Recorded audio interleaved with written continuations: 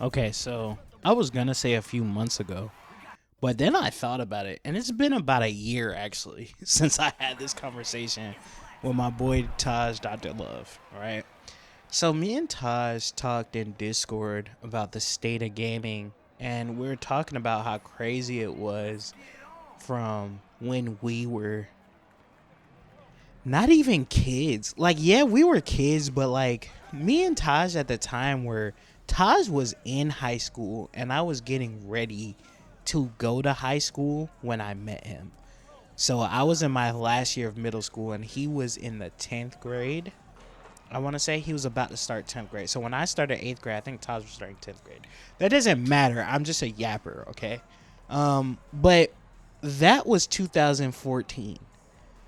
So, um, yeah, needless to say, I'm old enough to remember. I was gonna say I'm old, but I'm not old. I'm just old enough to remember a lot of the changes that happened in society at large. So, like, for the kids listening, I want you guys to understand I was a child, like a cognizant child, when the iPhone came out, like the original iPhone. I remember iPods like being all of the rage and like MP3 players and the likes. So like I was a kid when the PSP came out.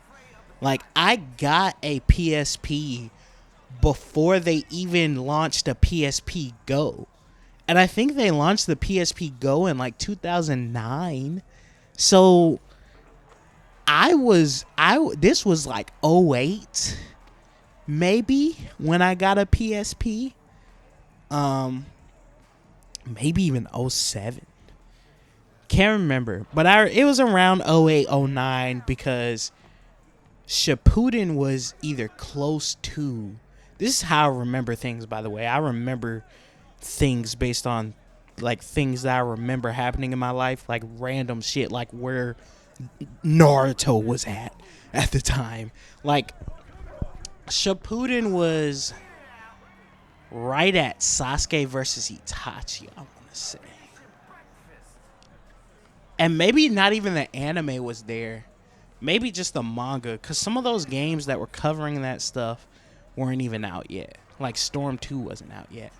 Um, so yeah, it had to be like '08, I want to say. Anyways, I'm saying that I'm a yapper. I'm saying that because I remember PSP and original Nintendo DS. Like I remember when the DSi came out, but I had a fatback silver original Nintendo with Game Boy games. Like I had Game Boy games that I played on an actual Game Boy and then upgraded to a regular Nintendo like DS. And I remember playing the original PSP, and those were handheld games at the time. I remember so old. I remember when Flappy Birds and Angry Birds came out. Like when Angry Birds came out, dude, does anybody remember that Angry Birds was on PSP? Like that's how big of a game it was. It was like one of the original phone games was like Angry Birds and Temple Run and Subway Surfers.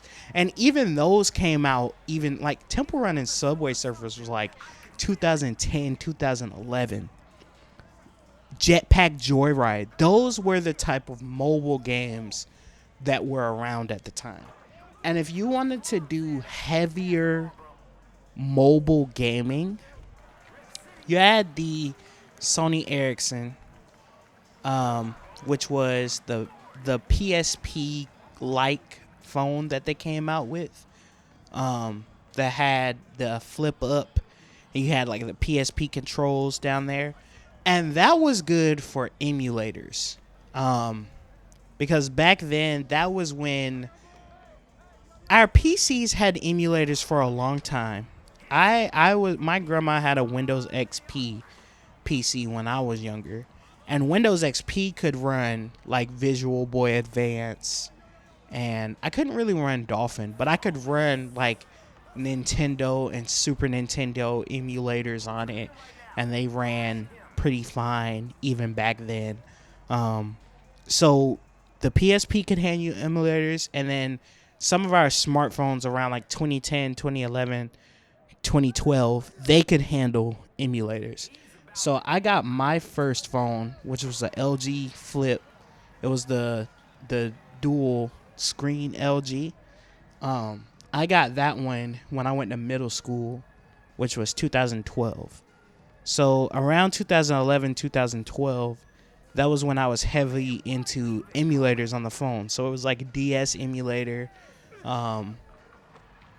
Game Boy emulator, like I said, Super Nintendo, stuff like that. Heavy Game Boy Advance emulation though. So if it was like a Game Boy Advance emulator, something like Temple Run, Jetpack Joyride, Angry Birds, or a PSP and DS, that's the handheld gaming that I came up with, you know? So to see handheld gaming at a point now where, not even talking about like Steam Decks or like what's the one I have? The Rogue Ally, right? Not even talking about that. Just regular cell phones. Cell phones are running full on Call of Duty. Like, this is not like when we were a kid when cell phone games were like Asphalt. Y'all remember Asphalt, the racing game? Nah, cell phones can legit run Forza now. Like, they're running Call of Duty. They're running like God of War. They are like like it is a selling point at this point in time that flagship phones.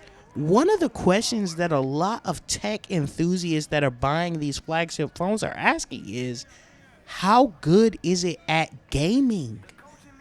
And Love was asking me about that. He was like, what do you think changed it? And I was like, bro, it's Fortnite. And he was like, yeah, it was. I was like, bro, that was the biggest thing ever. Like, it's one of the pioneer of it was Minecraft. Let me go all the way back. Because Minecraft was so big amongst the gamers, I kid you not. If any of my friends actually listen to this, they'll know what I'm talking about. So we used to have to, at my school, in my middle school, before the bell rung for us to go to our homerooms, we used to have to sit outside of our homerooms in the hallway. So you would have, like, for example, like the 7th grade hallway is when this took place. 7th grade hallway, all the 7th graders sitting outside of their classrooms just waiting on the bell to ring, right? So me and some of my other homeboys, we literally downloaded Minecraft on our phones and set up a server, and we're playing every day when we got to school. And it got so big that, like, we had almost the entire hallway doing it. So, like, we'd be sitting there, somebody will blow up somebody else's house, and you'll hear somebody screaming down the hallway, like, Calvin, fuck you. Like, you know, like, and it's so many of us yelling, and so many people are, like, so confused on what we're doing, and we're telling them we're playing Minecraft. And then you have so many people that you would never think would play Minecraft getting in on it with us just because they just want to be part of it. Like, oh my God, I can't believe they're playing this video game on their phone, and it's like working and running good, and they're having fun on it. And it's not like Jetpack Joyride. This is like a full-on game where they're hunting monsters and blowing up and building castles, and like, what in the hell? Like, what is going on? So it's like girls, boys, everybody, nerds, athletes, everybody. We had the whole freaking 7th grade hallway on Minecraft, and it got so big that by the end of the year, you heard of, like, and you saw Minecraft servers that were from the 8th grade hallway, the 6th grade hallway, different servers on each hallway. So you have such and such's classroom, 7th grade. You'll see the server name on there.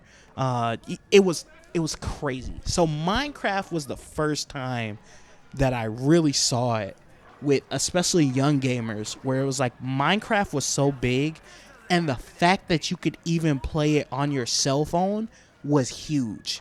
That was like the thing that I think catapulted Minecraft into an entirely different realm, because that was still when it was in alpha and beta. I think when Minecraft came to the phone, the first actual full release had just came out on like PC, and the beta version had came to the phones, because it was Minecraft and then it was Minecraft Pocket Edition. And so like the beta version of Minecraft came to Pocket Edition. So it was one of those things where it was like part of the reason why Minecraft became so big was because you had all these kids that could download it for free on their phones. And it wasn't technically free, you had to pay for it, but especially on Android, we got everything for free, okay? Like, we got everything for free. So you had these kids that had this console game, this PC game on their phones, running basically the same version, and all of them have phones, so they can carry it anywhere. They could play it anywhere, and it's not like they had to carry a DS to school, and like it's not that kids didn't do that still. It was just like they don't have to. Like whereas you might tell a kid to not have a DS, you're not going to tell them not to have their phone, even if they're playing a game on it. You know what I mean? And so like we're all playing this game on there, and it was huge. And I saw the same thing happen for a different generation when Fortnite hit mobile.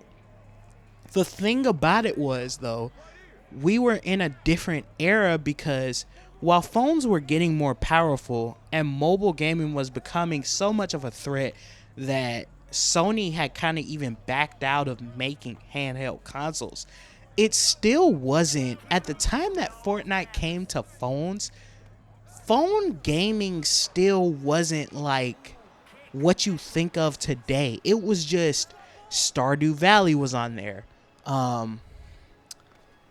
That other farming game, can't remember what it's called, is on there at the time.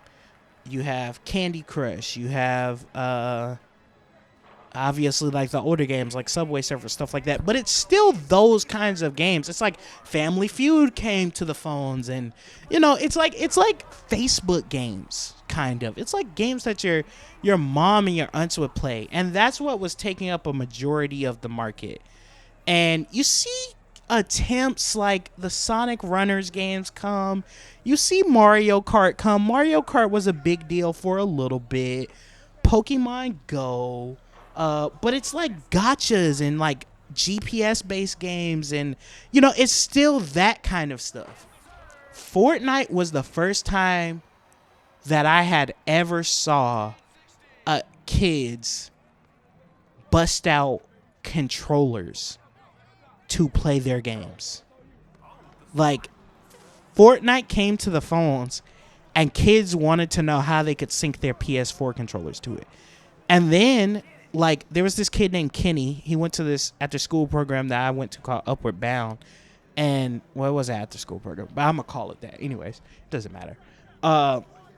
And I was like, Kenny, what is that? And he was like, oh, this is my case. And I'm like, your case? He was like, yeah, it plugs into my phone. It's a controller. I'm like, what are you guys playing? And they're like, Fortnite. And I was like, what the hell? Like, I'm in high school at the time. This is like 11th grade. And I was just blown away by that. I was like, wait a minute. They have controllers for the phones where you can play. The closest thing that we had to that when I was a kid was like, you had to buy a NVIDIA Shield, which was like an Android tablet that was made with NVIDIA parts, that was like,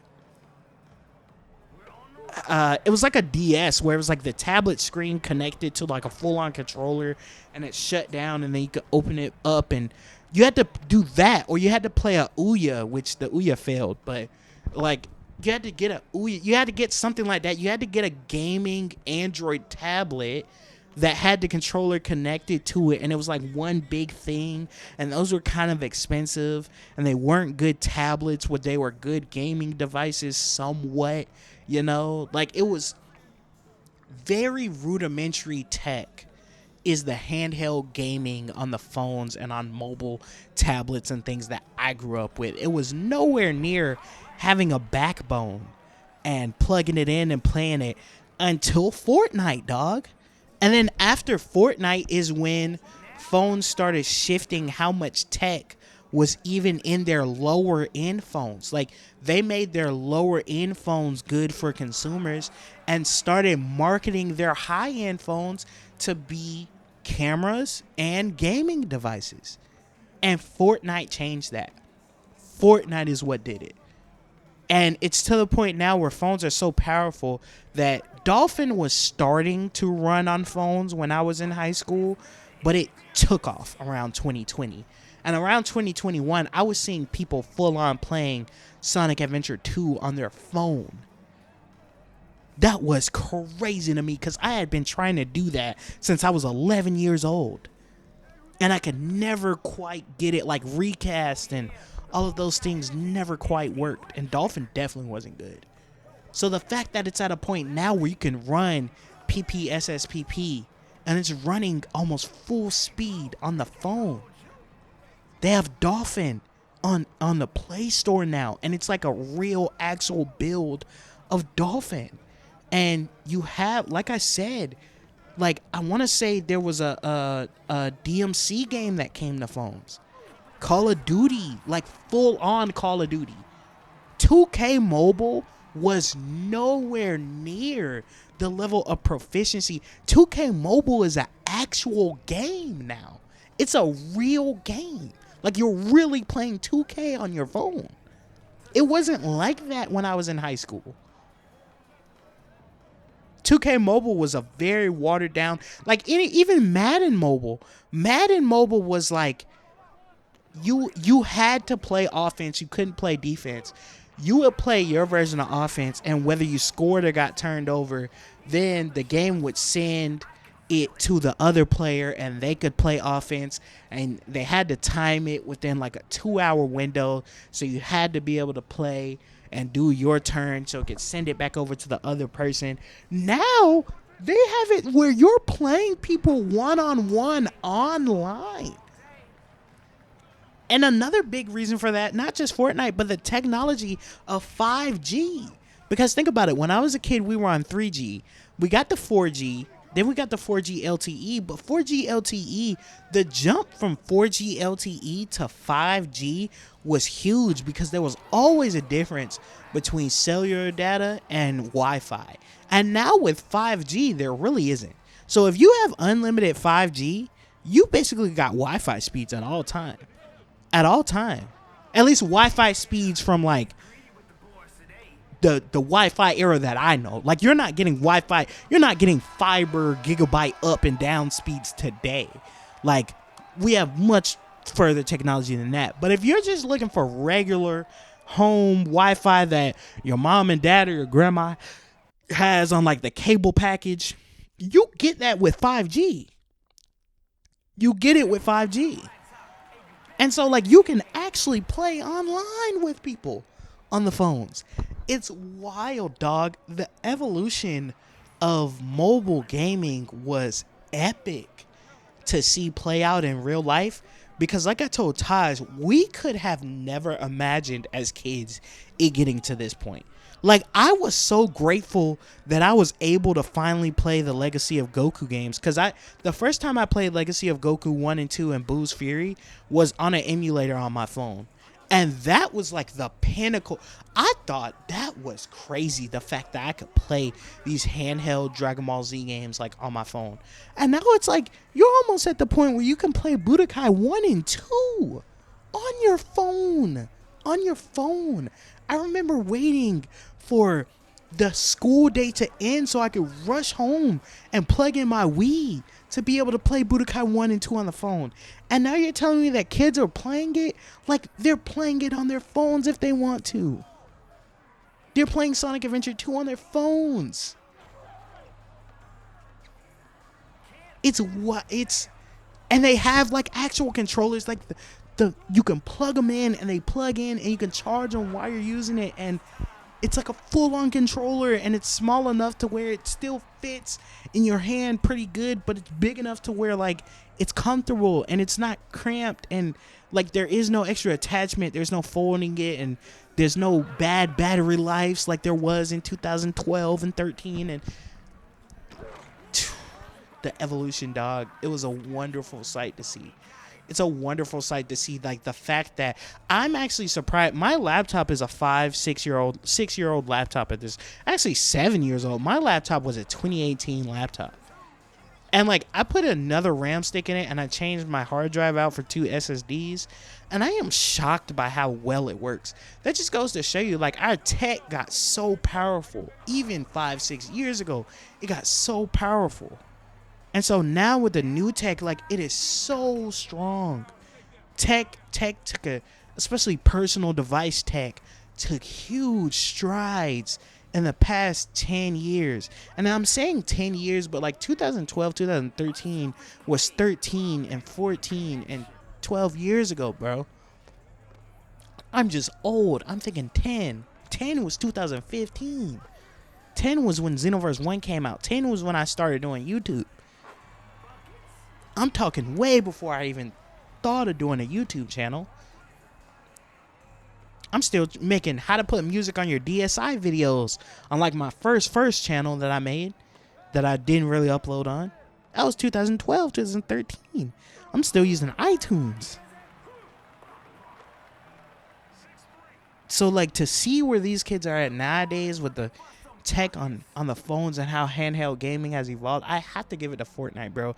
I have to give it to the gacha games because the gacha games introduced the Minecraft and the gacha games introduced handheld gaming as like something you can do all the time, and then they just ran with it when they put something like Fortnite on it, dog. And that was beautiful, and it's been beautiful, and it's been wonderful for the gaming industry, I think, to be able to do it. I think it's awesome. So yeah, I didn't have a point with this. I just wrote down about handheld gaming because I had thought about it. I know I had discussed it before, and I just wanted to get on here and yap about it. That's what I do. That's what this channel is. So appreciate y'all for watching, man. Peace.